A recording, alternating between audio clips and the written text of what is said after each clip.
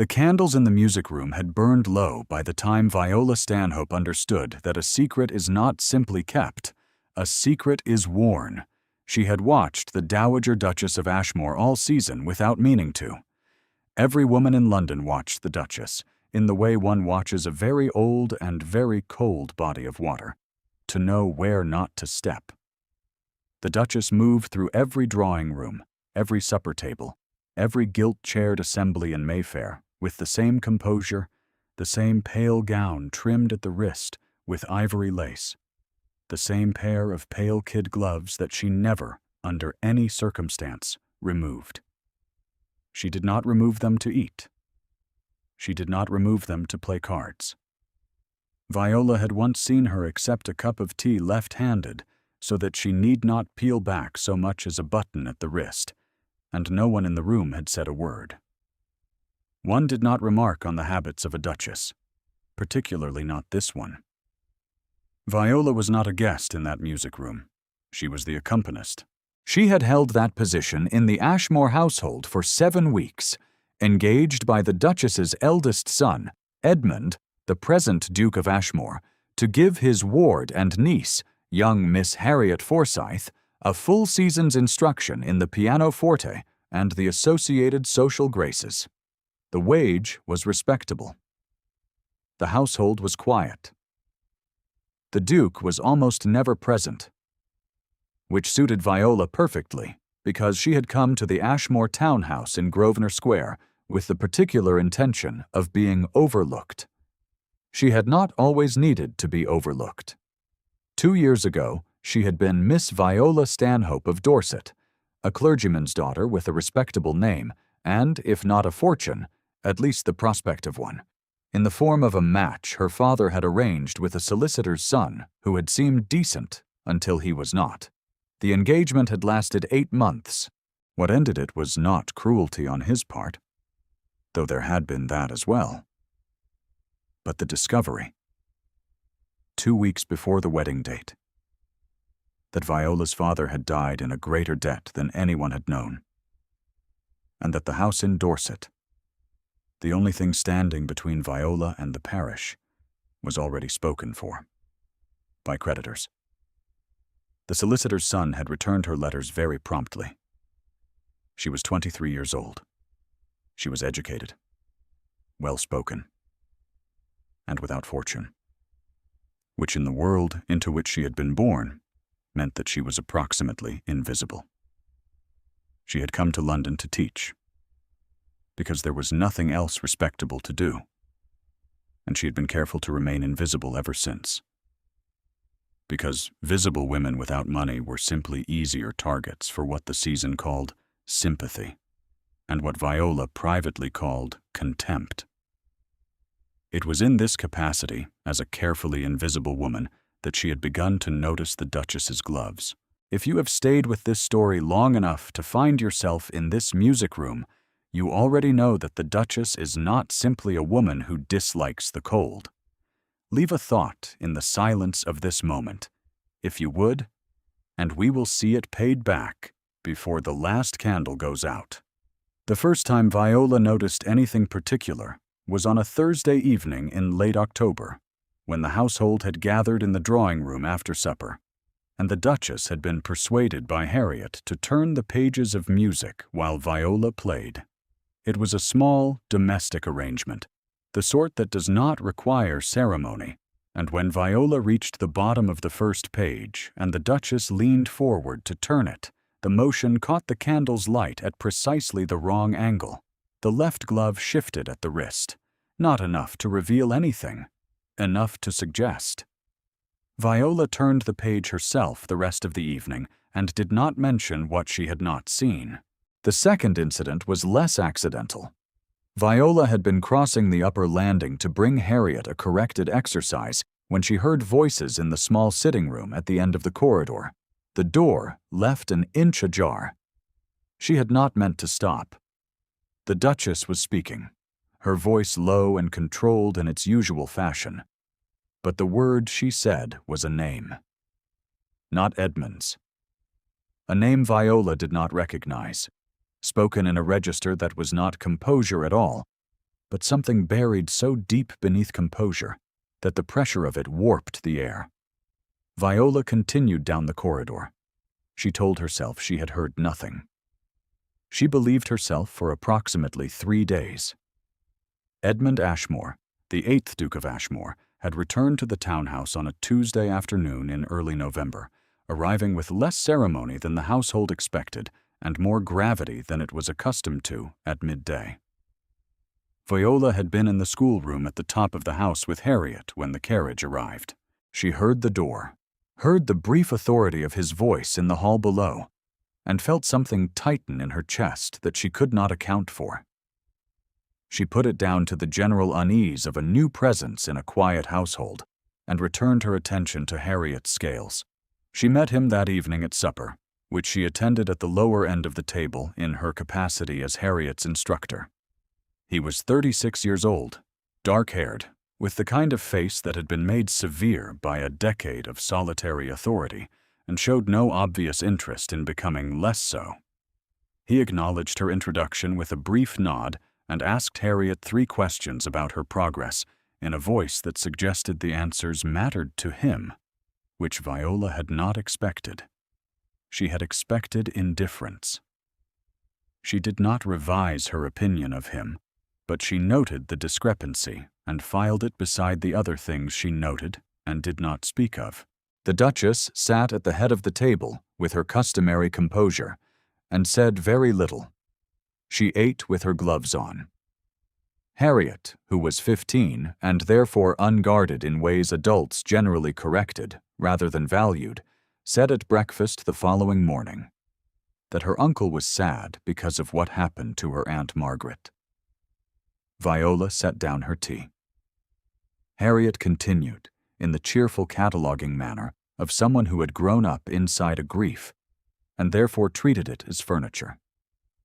She said that Aunt Margaret had died 4 years ago.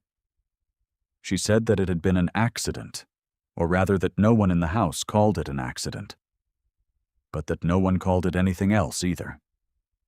She said that her grandmother, the Duchess, never spoke of it directly, which was how one knew it had been terrible. Viola asked carefully what had become of her. Harriet looked at her plate. She said that Aunt Margaret had been walking in the garden at Ashmore Park, alone, very early in the morning when she should not have been. She fell.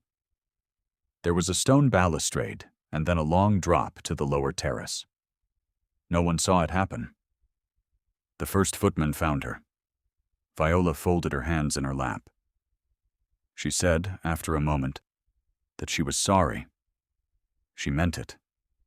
Harriet said that Uncle Edmund had been in London when it happened, and that he had ridden to Ashmore Park through the night, and that her grandmother had never quite forgiven him for not being there, even though he could not have known, and that this was the real reason the house had been so quiet for so long. Viola said nothing more.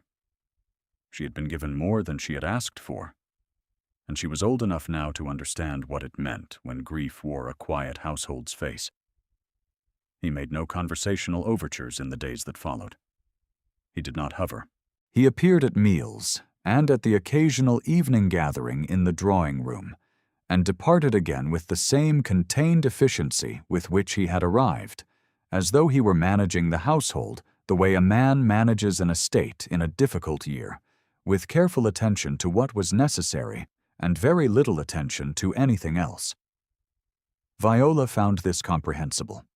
She found it, against her better judgment, somewhat restful, because it asked nothing of her.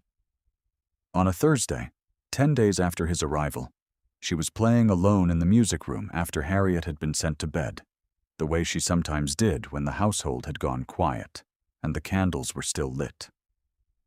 It was the only hour of the day that was entirely her own, and she guarded it with the quiet ferocity of someone who did not have many hours to guard.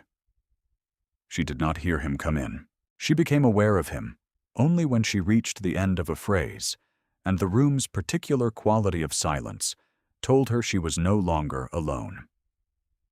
She finished the movement before she stopped.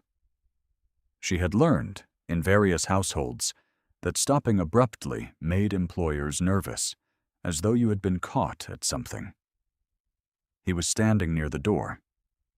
He said he was sorry to interrupt. His voice carried no indication that he required her to leave. She said he was not interrupting. He came further into the room and stood at the end of the pianoforte in the posture of someone who has stood in this room many times and knows its particular shadows. He asked what she had been playing. She told him. It was a piece by Clementi, not demanding, the sort of thing she played for herself rather than for instruction. She did not add that. He was quiet for a moment. Then he said that his wife had liked Clementi. The silence that followed this statement was careful on both sides. Viola said, after a measure of it, that Harriet had mentioned the Duchess, that she was sorry for his loss. She said the last part because it was true, not because it was required. He looked at her then, directly, in the way he rarely looked at anyone in the household, which was without the slight management one generally felt in his expression. He said that it had been 4 years, as though 4 years were a quantity a reasonable person ought to find sufficient. He said it in a way that told her he did not quite find it sufficient himself. She did not tell him that time was rarely sufficient for the things it was supposed to remedy. She thought he probably already knew. He said good night and left the room, and Viola sat for a moment in the warmth of the guttering candles before she closed the lid of the instrument and went to bed. If something had begun, it had begun without announcement, the way most things in that house seemed to move, beneath the surface and in the margins of ordinary life. The Duchess noticed. Viola was not certain precisely when the Dowager's attention turned from its habitual cool survey of the household toward something more pointed. But she felt it the following week at a small supper to which the Duchess had invited 3 of her oldest acquaintances. Viola attended in her usual capacity, seated below the salt with Harriet, and did nothing that invited comment. She spoke when addressed. She ate with the appropriate quietness. She made no particular impression on anyone except she understood by the quality of the Duchess's gaze across the table, the Duchess herself. Afterward, in the hall, as Viola was assisting Harriet with her shawl, the Duchess paused beside her and said, in a voice meant only for Viola's hearing, that she trusted Miss Stanhope understood the particular nature of her position in the household. Viola said that she did. The Duchess said that positions of this kind were easily misunderstood, particularly by young women whose circumstances had placed them in proximity to persons of rank. She said it without warmth, but also without aggression, in the tone of someone who considers herself to be performing a service. Viola said evenly that she did not misunderstand her position. She meant it. She was not prone to misunderstanding her position. It was one of the things she had become very efficient at in the past 2 years. She was not certain whether the Duchess believed her.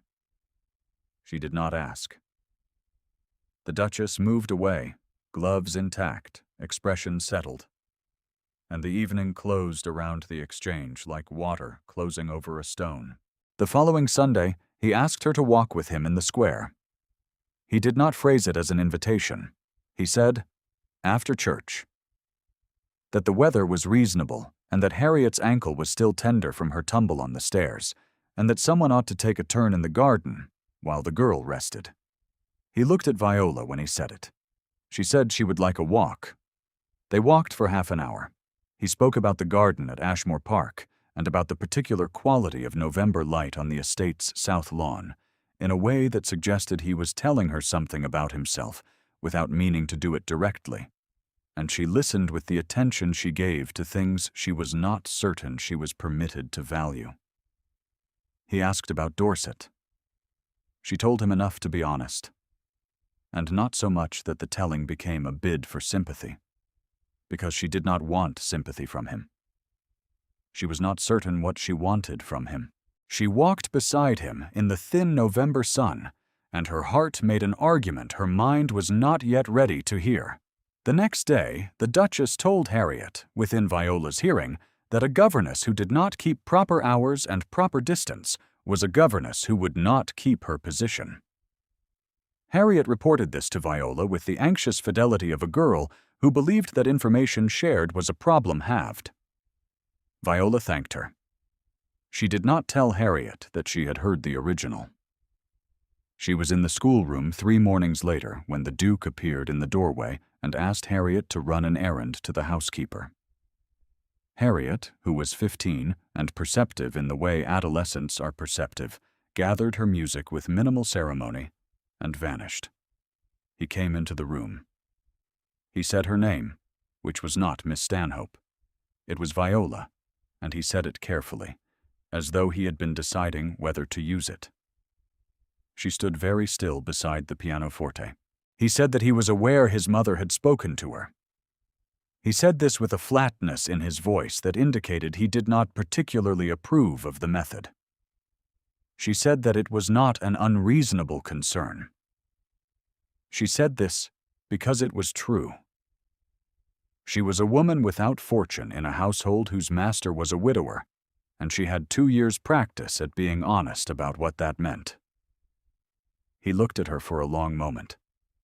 He said that what concerned his mother was not unreasonable, but that his mother was not the authority on what he intended.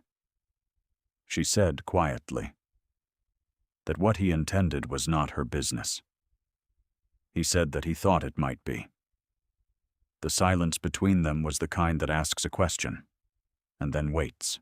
She had been waiting for 2 years, through the end of the engagement and the loss of the house and the various small indignities of dependent employment, for someone to see her accurately, without either the pity that looked past her or the disdain that decided in advance what she was worth. She had not expected to find it in a man with a grief he could not quite name, and a mother who wore gloves to supper, and a house that had been quiet for 4 years. She said she was not in the habit of making assumptions. He said that was not an assumption. He said it quietly, without drama, with the same level authority he brought to everything. And it landed in her chest like something settling into its rightful place after a long displacement. She looked at the pianoforte. She said she had wondered about his mother. Something moved in his expression. He said that most people wondered, and then decided not to ask. She said she had not asked. He was quiet for a moment. Then he sat down, not at the instrument, but on the bench beside it, in the posture of a man who has decided to stop standing at a remove. He said that his mother had been present in the garden the morning his wife died, that she had seen it happen, that she had not been able to prevent it, had arrived at the balustrade precisely the moment after, and that her hands, her bare hands, had pressed against the stone at that moment in the cold, in the shock, in the way a body reaches for what it cannot hold on to. He said that his mother did not speak of it. He said that she also could not stop seeing it every time anyone in the room looked at her hands. Viola sat down on the far end of the bench.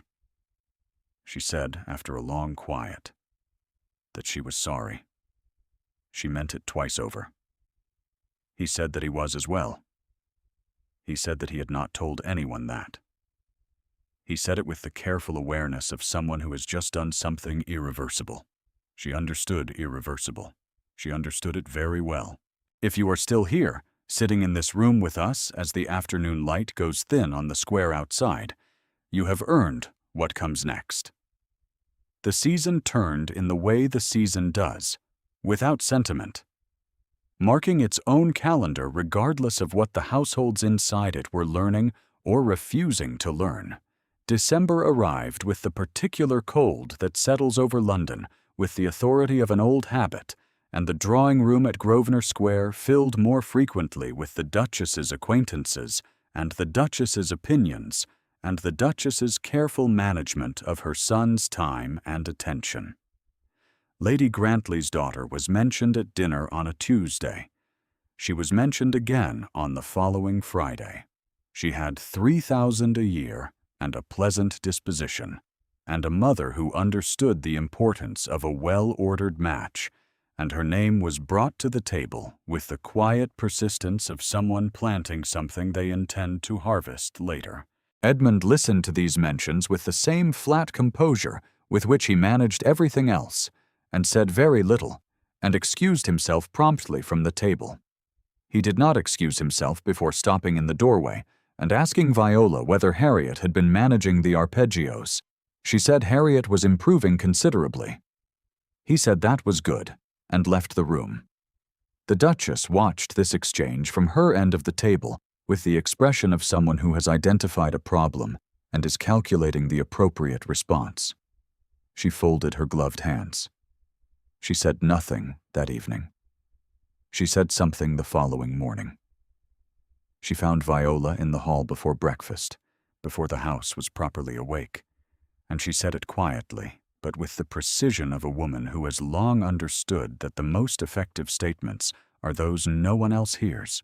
She said that Miss Stanhope was a young woman of evident intelligence, and that she trusted a young woman of evident intelligence would understand that the Duke's duties included duties of succession, and that a man of rank did not generally allow a temporary sympathy to become a permanent arrangement. She said temporary sympathy with the particular gentleness that means something else entirely. Viola stood in the hall and felt the cold through her dress and did not flinch. She said that she understood the Duke's duties very well, and that she had no expectations that required managing. The Duchess looked at her. Something moved in her eyes that was not contempt. It was something older, something that had been living inside that composure for a long time and had never found a way out. She said that she had not thought Miss Stanhope was that sort of woman. She said it almost like an apology. Viola said, before she could stop herself, that she was sorry for what the Duchess carried. She said it plainly, without elaboration, because elaboration would have been a trespass. The Duchess went very still. Viola walked to the breakfast room. That night she did not play the pianoforte.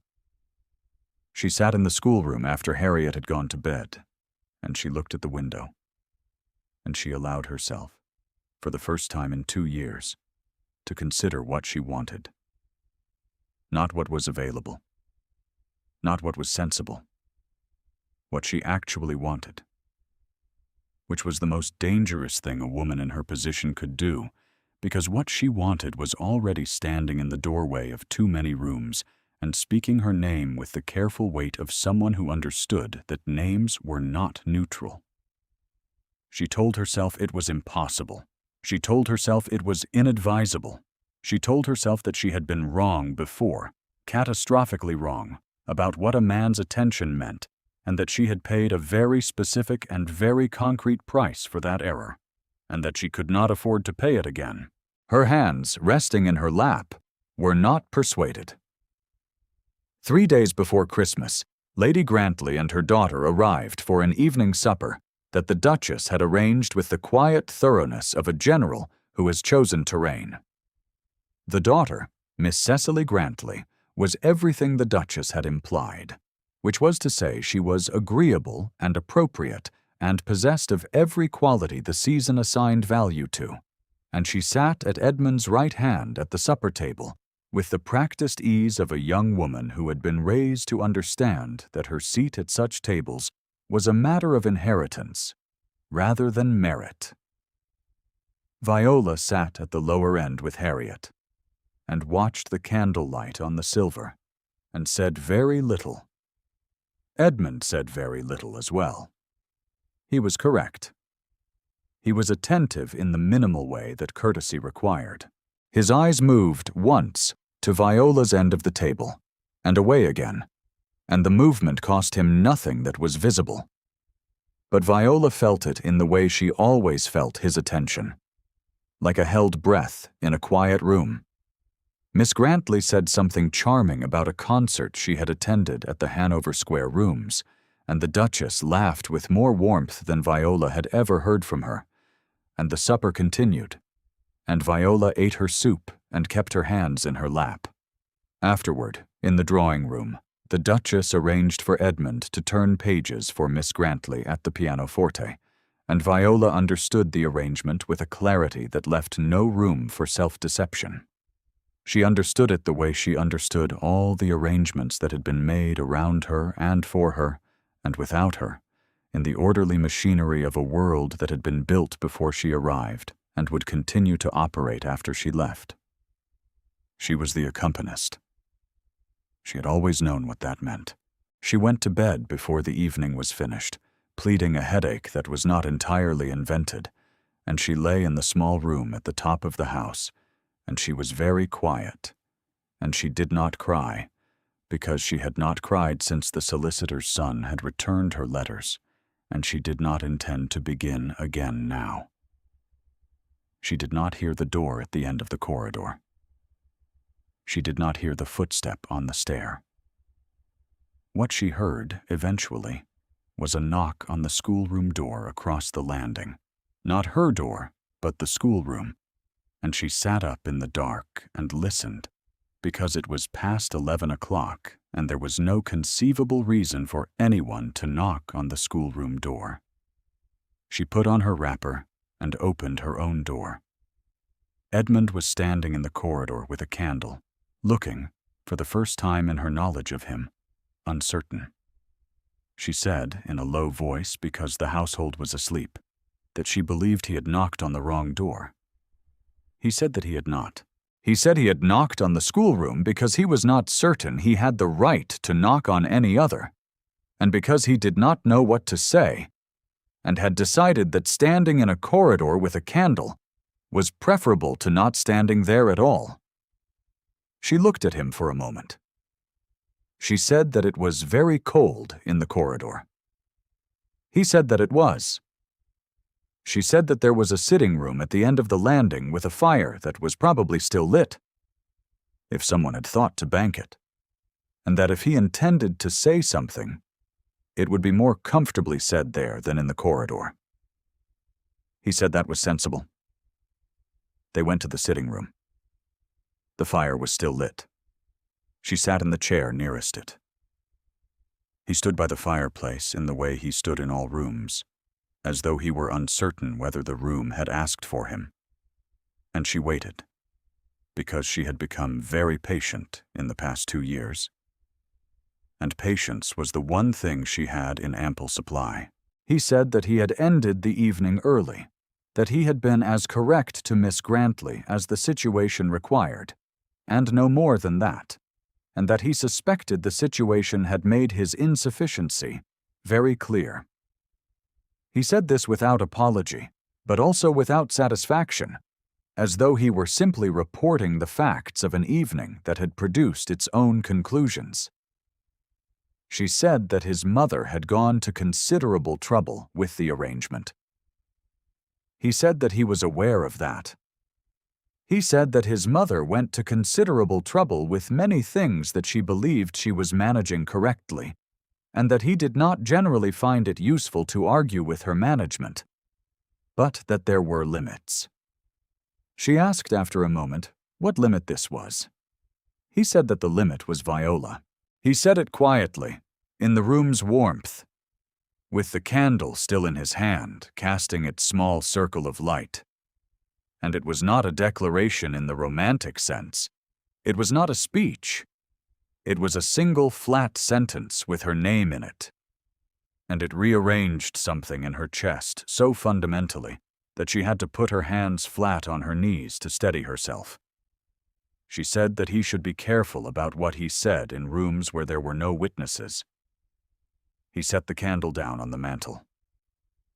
He said that he had been careful for 4 years, and that he was profoundly tired of careful, and that he was asking her, with whatever clarity he was capable of at 11:30 in a sitting room with a banking fire, whether she would allow him to speak to her properly, in the daylight, with whatever proper arrangements were required, so that he might say what he intended to say in a context that was not a corridor with a candle. She thought about the solicitor's son.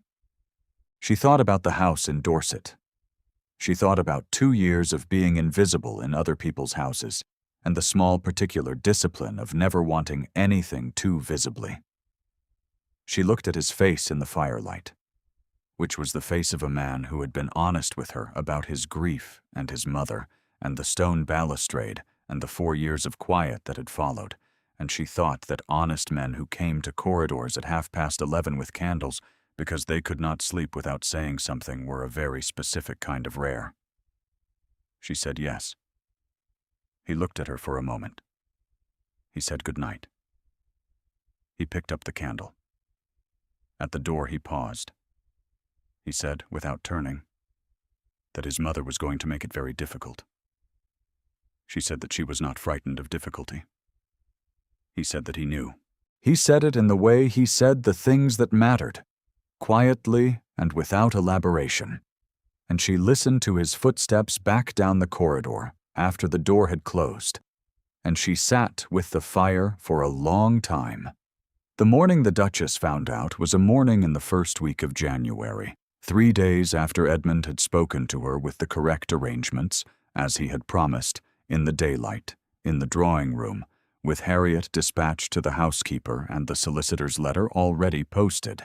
He had said what he intended to say clearly and without performance, which was to say he had offered for her, in the plain Regency language of a man who had made a decision and did not feel the need to ornament it.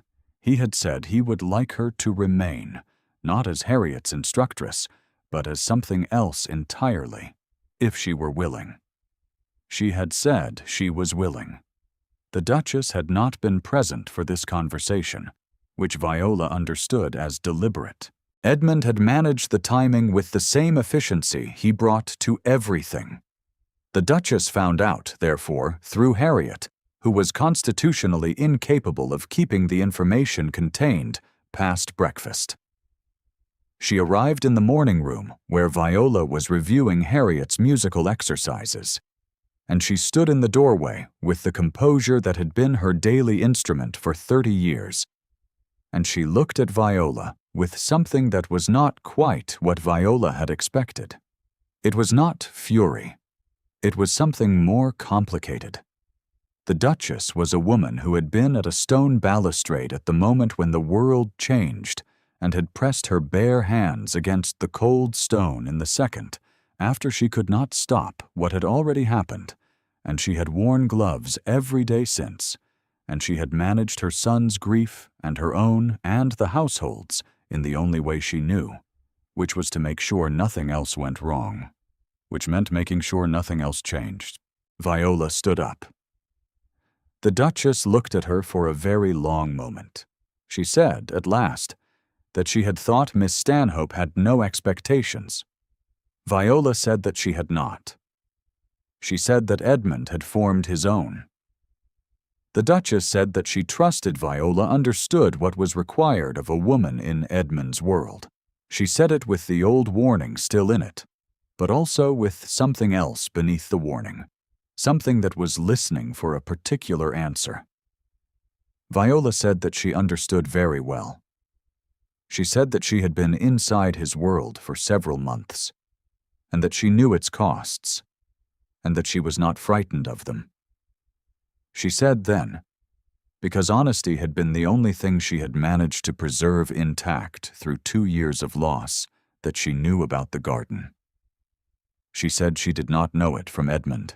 She said she had understood it on her own, and that she would never speak of it to anyone, and that she thought the Duchess was the bravest woman she had ever encountered, and that wearing gloves was a very small price for survival.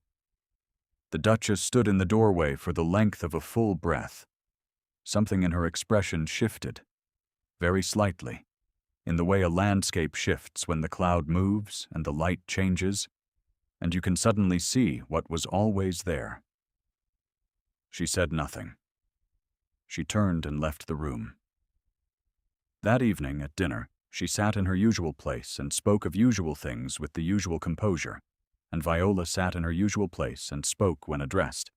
And Edmund sat at the head of the table and managed the conversation with his customary flat efficiency, and nothing appeared to have changed. After the meal, as the household rose from the table, the Duchess paused beside Viola in the hall. She extended her left hand. Not to shake hands, not in the social way. She simply extended it, and after a moment she drew back the glove from the wrist, the small, careful buttons undone with her right hand, and she held the left hand out in the candlelight, with the glove folded back to the wrist. The skin was unmarked. There was no scar, no visible sign of anything. There was only a woman's hand, fine-boned and a little aged, still and bare in the candlelight. Viola looked at it. She did not say anything. There was nothing to say. It was not a gesture that asked for comment. It was the gesture of a woman deciding, after a very long time, to put something down. After a moment, the Duchess drew the glove back up. She said, without looking at Viola, that Edmund's happiness had been her primary concern since the morning of the accident. She said that she had not always distinguished clearly between his happiness and her management of the household safety. She said this with the particular precision of a woman who has been thinking something privately for a long time and is, for the first time, saying it aloud. She said good night. She went up the stairs with the same composure as always, her back straight, the ivory lace trim at each wrist perfectly in place. Viola stood in the hall until the sound of her steps had receded, and then she stood a little longer in the quiet. Edmund appeared from the direction of his study. He looked at her. He said that he had heard nothing and had therefore no opinion. She said that was probably wise. He said that his mother was a complicated woman who loved badly and managed everything, and occasionally managed things correctly despite herself. She said that she found she did not disagree. He held out his arm, not in the formal manner, but in the way of a man who has decided to be where he is and would like the person beside him to be there as well. She took his arm. They walked to the music room, where the fire had been lit and the pianoforte was waiting in the warm light, and she sat down and opened the lid of the instrument. She played Clementi. He stood at the end of the pianoforte in the way he had stood the first night. But this time, he stayed. By February, the necessary arrangements had been completed, the solicitor's letters exchanged and the license obtained, and the small, deliberate ceremony conducted at the parish church, with Harriet weeping happily, and the household staff arranged in their good clothes in the back pews. The Duchess attended in her best gown. She wore the same pale kid gloves. She sat in the front pew and looked straight ahead with the composure that had been her daily armor for 30 years, and when the ceremony was concluded and Edmund had offered his hand to Viola, and Viola had taken it with the steadiness of a woman who had learned to take the things that were offered rather than waiting for them to be taken away, the Duchess was the first to rise. She did not come immediately to the couple. She stood for a moment in the church's quiet, and then she walked toward the door. And as she passed Viola, she put one gloved hand, briefly, on Viola's arm. Barely a pressure, a breath of a touch. Viola felt it the way she felt everything in that house, in the body before the mind could form an opinion. She did not look after the Duchess. She kept her face toward the light coming through the church's narrow window, which was the particular February light that is not warm, but is at least honest about itself. Thin and bright, and in no hurry to pretend to be something other than what it is. The winter passed. The house in Grosvenor Square found its new shape, not so different from its old one in most externals, Harriet at her studies, and the household in its routines, and the Duchess at her customary place at table, but different in the way a room is different when someone has taken the boards off a window that has been covered for a long time. There was more light than there had been. There was also, occasionally, more noise, which Harriet was primarily responsible for, and Edmund accepted with what Viola privately identified as quiet satisfaction. In March, she came upon the Duchess alone in the small sitting room at the end of the upper landing, the room where Viola had first seen the fire banked in the evening, and sat beside it while Edmund held his candle and found his words. The Duchess was sitting in the chair nearest the window. Her hands were in her lap. The gloves were in place. Viola brought her tea, which she had learned the Duchess took without milk and with 1 spoon of sugar, and she left it on the table beside the chair without making conversation, because conversation was not always what was wanted. As she was leaving, the Duchess said her name, not Miss Stanhope, not her title, which was new and strange in most mouths. She said Viola. Viola stopped. The Duchess did not look at her. She looked at the window, at the square beyond it, where the first suggestion of spring was beginning in the trees, tentative and thin, but present. She said that she had loved her son's wife. She said that she had loved her in the difficult way one loves people whose choices are sometimes wrong, and whose unhappiness is real, and whose ending is too sudden for any of it to be resolved into something clean. She said this slowly, in the way of someone who has been learning how to say it for a very long time. She said that she thought Viola would understand what she meant. Viola said that she thought she did. The Duchess was quiet for a moment. Then she said that she did not intend to remove the gloves. She said it almost dryly, which was the closest she came to humor. She said that a woman was entitled to her habits. Viola said that she would not dream of suggesting otherwise. She went back down the stairs. In the music room below, Harriet was running through an exercise she had been practicing for a week, stumbling at the same passage she always stumbled at, and then trying again. The fire was lit.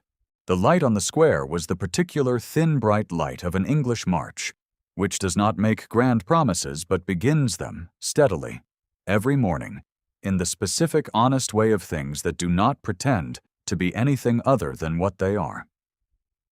Viola sat down at the pianoforte. She opened the lid.